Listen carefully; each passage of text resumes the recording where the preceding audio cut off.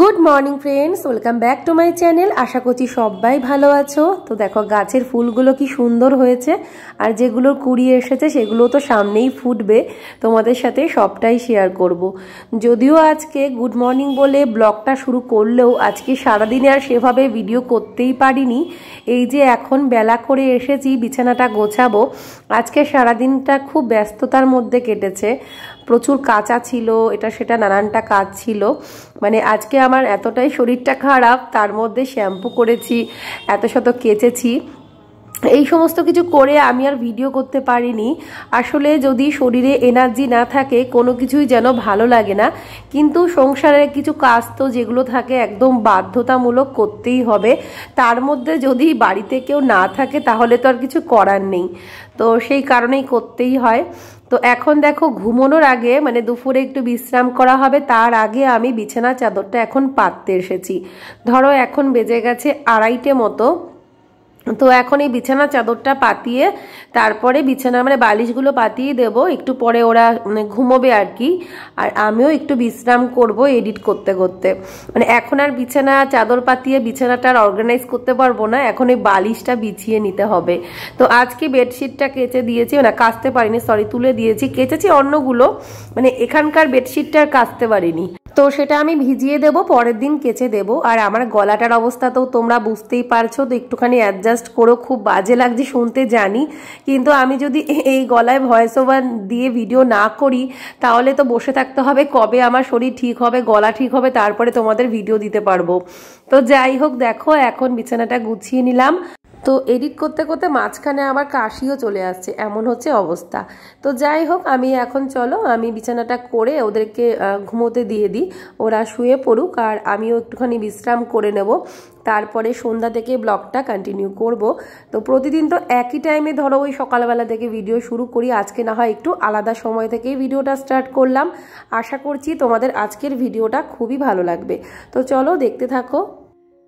Hello বন্ধুরা, কেমন আছো তোমরা? আশা করছি সবাই ভালো আছো। তো এখন আমি ভিডিওটা শুরু করলাম, আর আমার ভীষণই শরীরটা খারাপ, তাও আমি ব্লগ করছি। তার কারণ হচ্ছে কালকের আর কোনো ব্লগ না হলে দিতে পারবো না।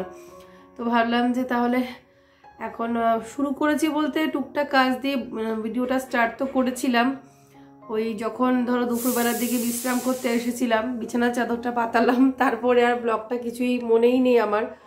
তো তারপরে সন্ধ্যাবেলায় ধরো ঠাকুরের কাজ তো আমি করিনি, মিষ্টুকে দিয়ে করিয়েছি। আর তারপরে ওদেরকে পড়ালাম। তো এই করতে করতে আমার ভিডিও ছাড়া, ভিডিও পোস্ট করা, এগুলো নিয়ে একটু ব্যস্ত ছিলাম। তারপর ওদেরকে পড়ালাম, তারপরে এখন মানে রাতের খাবার করছি বলতে এখন আমি ধরো বড়া ভাজছি, মানে বড়া ভাজাটা জাস্ট আমি বসিয়েছি। তো ভাবলাম যে না, এখন যদি ভিডিওটা একটু না করি তাহলে কালকে হয়তো আর ভিডিওই দিতে পারবো না। তো সেই জন্যই আর কি এখন আমি ভিডিওটা শুরু করলাম। আর মুখ চোখটা দেখো, চুল টুল কিচ্ছু সেরকম আস্তানোই নেই। আর এই যে ব্ল্যাঙ্কেটটা গায়ে দিয়ে শোয়া হয়েছে, ওটা ওরকমই রয়েছে, ওটা ভাঁজ করা হয়নি। কোনো কাজে আমার এনার্জি লাগছে না, কোনো কাজে এনার্জি নেই। আর ভীষণ ক্লান্ত, মানে ভীষণ ক্লান্তি আসছে, কিচ্ছু করতে ইচ্ছা করছে না, বিশ্বাস করো কোনো কাজ করতে ইচ্ছা করছে না, কিন্তু করতে তো হবেই। তো এখনই বড়া ভাজা বসিয়েছি দেখো। আর ভাতে রুটি করতাম, আমার শরীর মানে এমনিতে এই সময় রুটি খাওয়াটাই ভালো,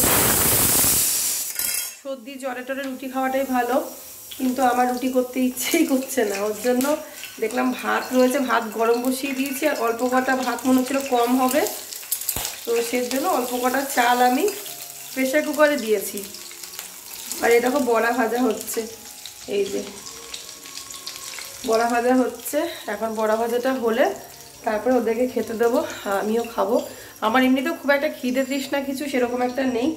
আর তো এই আর কি, তো আমি চাইছিলাম না আমার কোনো রকম শরীর টরীর খারাপ হোক, কিন্তু ঠান্ডাটা কি করে লেগে গেলো বুঝতে পারলাম না। মনে হয় ওই একটু সকাল সকাল, অনেকটা একটু সকাল সকাল ভোরের দিকে ওঠা হয়েছে, ছাদে গেছি ধরো গাছে জল টল দেওয়া টুকটাক কাজগুলো করেছি, কুয়াশাটা মনে হয় লেগেছে। আর বাকি ঠান্ডায় উঠে উঠে জলের কাজ করাতে মনে হয় এটা হয়েছে আমার। এখন আমি খাবারটা করি, তোমরা ভিডিওটা দেখতে থাকো।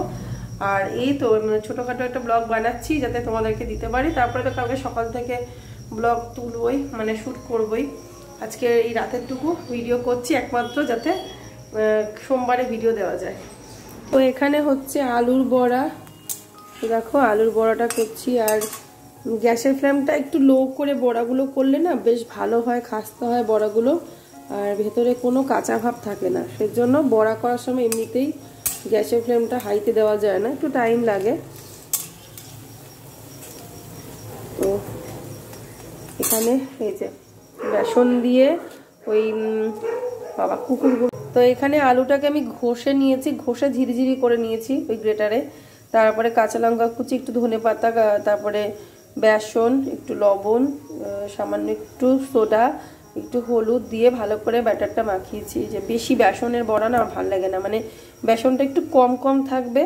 মানে যদি আলুর বড়া করি আলুগুলো বেশ দেখা যাবে, বাঁধাকপির বড়া করলে বাঁধাকপিগুলো সুন্দর দেখা যাবে, বেসনে যে ঢাকা পড়ে যাবে ওরম বড়া ভালো লাগে না।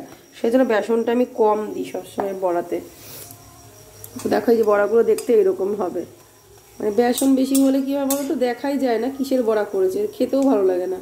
সেই জন্য এইরকম বড়া করতে হয়, মানে মাখা মাখা করে মাখতে হবে আলুটাকে বা বাঁধাকপি যেটাই হোক, যেটাই বড়া করে না সে তারপরে এরকম করে ভেজে নিতে হবে, তাহলে না বেশি টেস্টি হয়। তো যাই হোক 3টে বড়া হয়ে গেছে, এখন তুলবো। আর আজকে দুপুরবেলা কি রান্না করেছিলাম সেটা বলে দিই, আজকে তো কোনো ভিডিও করিনি সকাল থেকে। দুপুরবেলা করেছিলাম ডাল, মটর ডাল করেছিলাম, বেতর শাক করেছিলাম, আর আলু ভাজা করেছিলাম। এই কটা জিনিসই রান্না করেছি। হ্যাঁ, একটা চচ্চড়ি করেছিলাম আমার নিজের জন্য, যেটা হচ্ছে বেগুন দিয়ে, শিম দিয়ে, আলু দিয়ে, টমেটো দিয়ে। ওটা আমার একার মতো করেছিলাম, তো ওটা আছে কিছুটা। ওটা তো ওরা খাবে না, ওরা ডাল আলু ভাজা আর শাক দিয়ে খেয়েছে। জিনিস হয়তো খাবে, কিন্তু ও যেই টাইমে এসেছে লাঞ্চ টাইম ওভার, ও এমনিতেও খেত না, তবু আমি রেখে দিয়েছিলাম, ভাবছিলাম যদি এসে খায়। তো এই যে আলু ভাজা, এই চচ্চড়িটা আর এই শাকটা, তো শাকটা তো আর বেকার হয়ে গেল, রাতে তো আর শাক খাওয়া যাবে না, আলু ভাজাটাই চচ্চড়িটা খেয়ে নেওয়া হবে। আর এই ডালটা আমি গরম করে রেখেছি, এই যে এখন এই ডালটা গরম করে রেখেছি।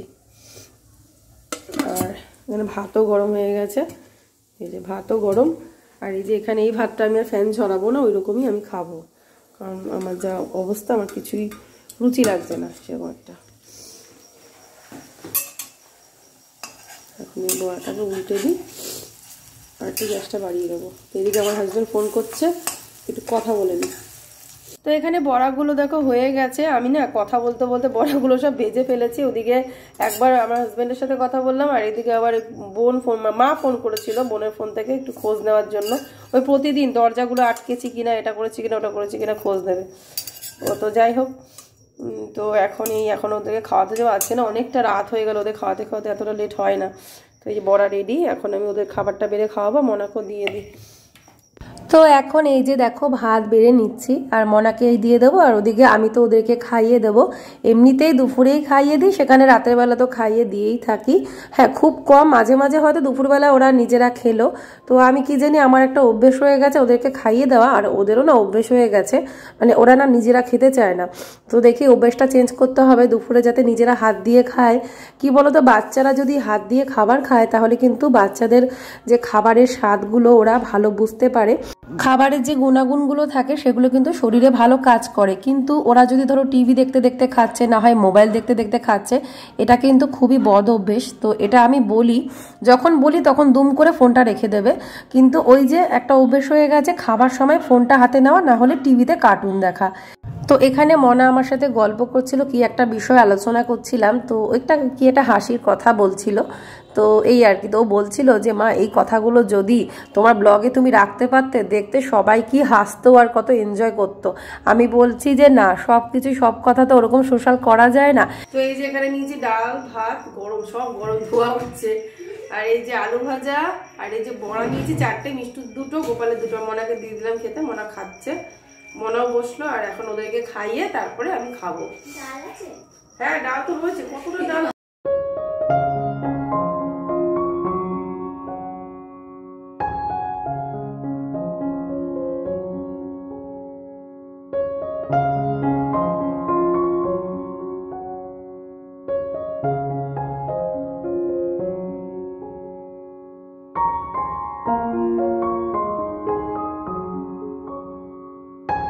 তো এখানে এবার আমি খেতে বসে পড়লাম। মনার খাওয়া হয়ে গেছে, আর আমি যতটুকু ডাল ছিল, ডালের যে ওপরের জলটা হয় না, ওটা আমার খেতে এত ভালো লাগে, পুরো ডালের ওপরের জলটা নিয়ে নিয়েছি।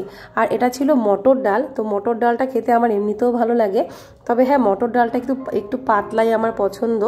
তো সেজন্য যেটুকুনি ডাল ছিল পারলে পুরোটাই আমি নিয়ে নিয়েছি, একটুখানি নিচের দিকটা বাকি ছিল, তো সেটা আর আমি আর খাইনি আর কি। মটর ডালে অনেক সময় গ্যাসও হয়, কিন্তু এখন শীতকাল তো মানে সব রকম ডালই খেতে ইচ্ছে করে, ভালোও লাগে।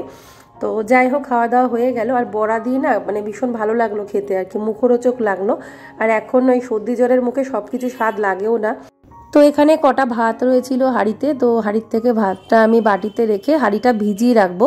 রাতের বেলা আমি হাঁড়ি মাজি না, যবে থেকে তোমাদের কাছ থেকে শুনেছি রাতে হাঁড়ি মাজতে নেই, তারপর থেকে কিন্তু আমি হাঁড়ি রাতে মাজি না। এমনি সব বাসন মাজলেও হাঁড়িটা আমি ভিজিয়ে রাখি। তো অল্প কটা ভাতই রয়েছে, মানে সকালবেলার দিকে যদি খাওয়া হয় একটুখানি ভেজে নিলে এটা খাওয়া হয়ে যাবে, বা কোনো আলু ভাজা করে একটুখানি নাড়াচাড়া করে নিলে। তো এবারে আমি গ্যাসটাকে পরিষ্কার করব, কিচেন কাউন্টার টপটাকে পরিষ্কার করে বাসনটা মেজে নেব।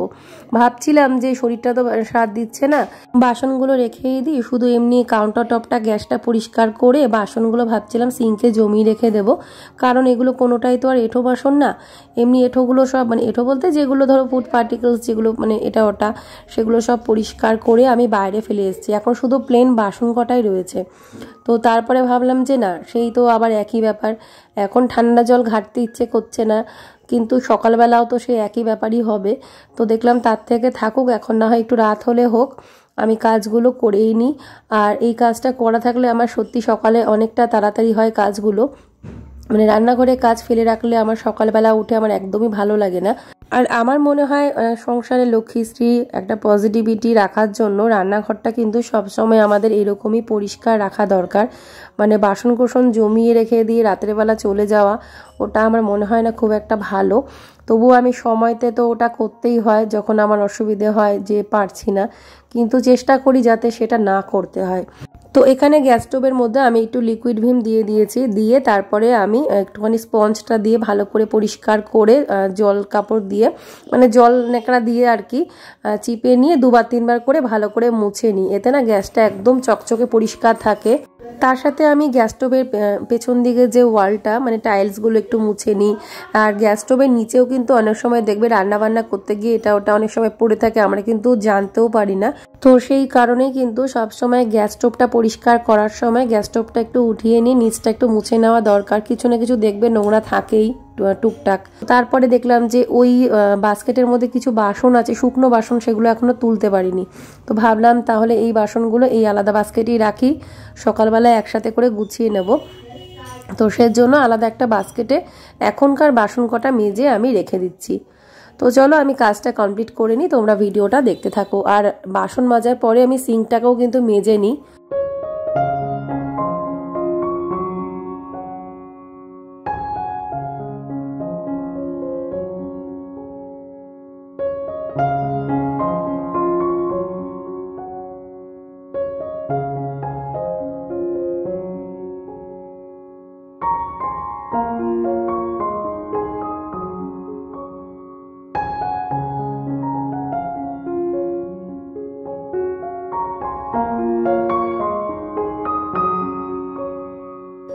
তো রান্নাঘর পরিষ্কার হয়ে গেছে দেখো, আর এই যে বাসন এখানে মেজে রেখে দিয়েছি, আর এই হাঁড়িটা ভিজিয়ে রেখেছি, কারণ হাঁড়ি রাতে মাছ দিয়েও নেই, এছাড়া হাঁড়িটা নাহলে শুকিয়ে মানে একটু শুকিয়ে থাকবে, তো সেটা মেজে লাভ নেই।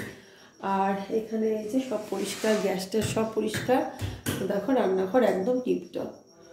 ঠিক আছে, তো চলো এবারে আমি ঘরে যাব, আর পাচ্ছি না।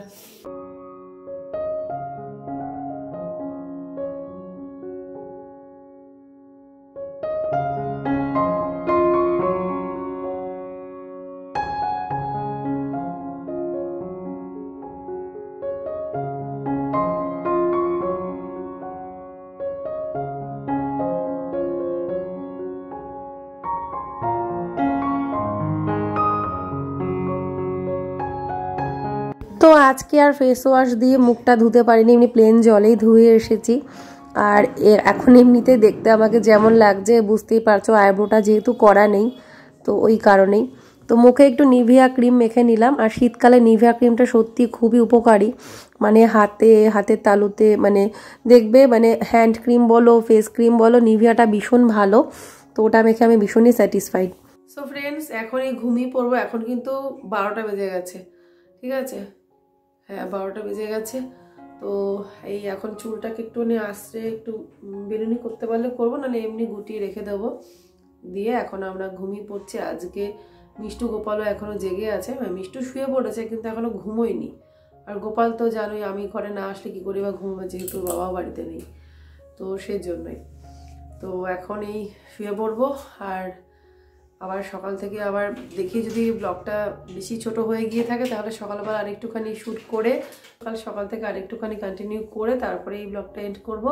আর যদি দেখি যে না ঠিক আছে 10 মিনিটের ওপরে হয়েই গেছে, তো এইটুকুনি থাকবে আজকে ব্লগটা, ঠিক আছে?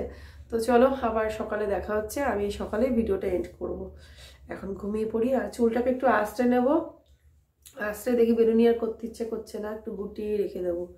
Hello everyone, good morning, welcome back to my channel. আশা করছি সবাই ভালো আছো। তো কালকের ব্লগটা ভাবলাম যে এন্ড করা হয়নি, আজকে এখন এন্ড করব। আসলে আজকে ঘুম থেকে উঠতে অনেকটা বেলা হয়ে গেছে, মানে ভোরবেলায় ঘুম ভেঙেছিল, উঠেও ছিলাম আমি। তো আবার ভাবলাম যে ঠিক আছে আধ ঘন্টা পরে উঠি, শরীরটা এতটাই খারাপ লাগছিল।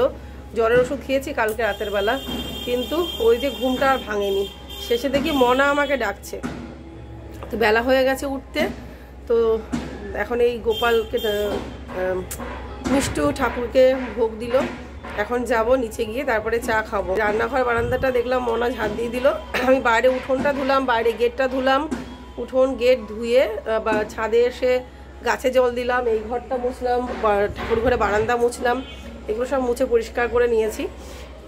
আজকে দুপুর থেকে আমি আবার ঠাকুরের কাজ করব আর কি। তো যাই হোক, দিয়ে এখন মিষ্টু তো দিল ঠাকুরকে সেবা, এবারে নিচে যাব। তো যাই হোক, টাটা বাই বাই, সবাই ভালো থেকো। নতুন একটা ব্লগ নিয়ে আবার চলে আসবো। আজকের মতো এখানেই টাটা, রাধে রাধে।